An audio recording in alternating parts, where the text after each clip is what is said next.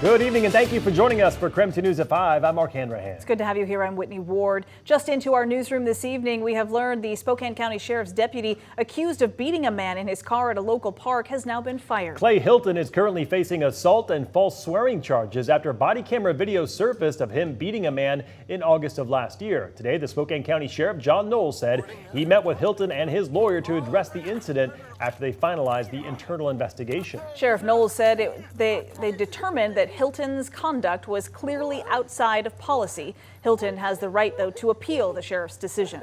In a statement today, Sheriff Knowles said, quote, "After reviewing the internal investigation, I believe it clearly showed some members of the sheriff's office, including supervisors, did not live up to the standards of conduct of the sheriff's office during and after this incident." And his statement goes on to say, "I impose discipline on those members at a level I believe is appropriate, including the significant step of terminating Mr. Hilton's employment. Additionally," he said, "I have made changes to policy, ensuring that we appropriately document and review all uses of force."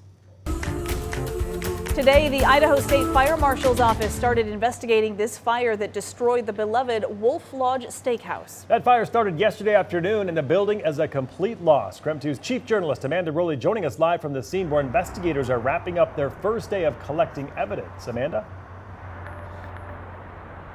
Well, here at the Wolf Lodge, the property is now fenced off as the State Fire Marshal's office investigates what caused this fire. Now, it'll take a few days before we learn the official cause, but at this point, officials say it appears to be accidental. Several fire agencies gave it their all to save this iconic Western steakhouse. The Wolf Lodge stood for more than 85 years. But what seemed like an instant, the Wolf Lodge Steakhouse is now gone. It's very, very sad. The years of memories in this special place are now piles of char and ash. A lot of history there that went up in flames and that can never be retrieved. It's that history that brought longtime customers back here throughout the day to catch a glimpse of what's left. Just wanted to see what happened. Customers like Julie Bauman are stunned by the still smoldering debris. It's so unbelievable how it collapsed. It's not an easy sight to take in, and certainly one that will take some time to mourn. You know, I don't think you ever get closure. The State Fire Marshal's office is investigating the cause of the fire. They took photos and videos of the property and later began moving debris to find the fire's origin.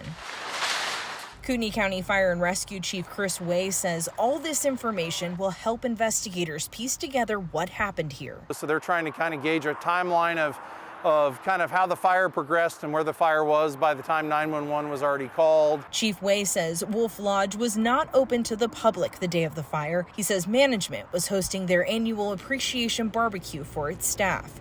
The owners aren't ready to speak publicly, but they've thanked the community for its support online. I hope everything turns out for the best for them. Among the lost memories here, a piece of beauty now stands out among the debris, flowers left by a heartbroken server. And here is a closer look at those flowers this evening. They're just a simple piece of love here among the heartbreak at Wolf Lodge. Now, we do know the assistant manager suffered second-degree burns in this fire. We learned this afternoon, though, that they have been released from the hospital and are recovering. Amanda Rowley, KREM 2 News. All right, Amanda, thank you very much. Taking a quick break from the headlines, let's take a first look at the forecast with Chief Meteorologist Jeremy the Goo. Yeah, Jeremy, the sunshine is back as well as the heat. So what can you tell us about the rest of the week? Well, it's only getting hotter from here, and believe it or not, we can call it sunnier as well. I know there's not a cloud in the sky as we currently sit, but in the days to come, we don't have the clouds that we got this morning. 81 degrees is where we currently stand, and air quality still sits at a moderate. A big improvement from where we were earlier, but moderate is still where you might smell smoke at times, but it's not really impacting your ability to be outside and enjoy what we have. 81 in Coeur d'Alene and 81 here in Spokane. You move out into central Washington, mid-80s, and that's a sign of things headed our way. Overnight, we'll fall back down into the 50s, even if just barely, and then its temperature is climbing. So just think of it this way. Overnight, we catch a break because we have those nice long nights this time of year. But with an overall weather pattern building in a big ridge of high pressure, even despite that little disturbance, we are going to continue to warm up. Tomorrow, we'll climb up to 88 degrees. Thursday, 93 degrees. Friday, 95 degrees. And Saturday, even warmer. We do catch a little reprieve every night, but to put this heat in perspective, if this were in late July or early August and we were this far above the seasonal norms, we would be well into the triple digits. All right, sounds good, Jeremy. Thank you very much. An update now on the Cimarron fire burning in the Dishman Hills area of Spokan Valley. That fire is now 45% contained. According to the fire department, level 1 get-ready evacuations do remain in place at this hour for about 10 homes. The fire broke out yesterday afternoon and it blew a lot of smoke over much of Spokan's South Hill. No word yet how it started. Fire crews do hope to have an update on conditions and evacuation levels later today.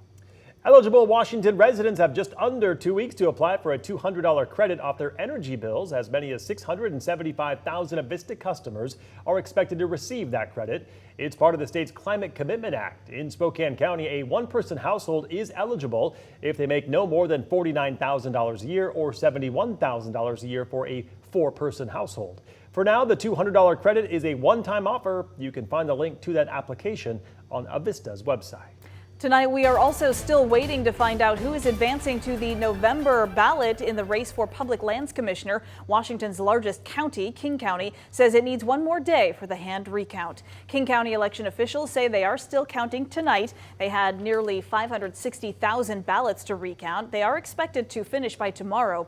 That hand recount was triggered because of the narrow margin between Dave Up the Grove and Sue Keel Peterson. Only 51 votes separated the two to determine who will move on to the general election. Only one will join Jamie Herrera Butler on the November ballot.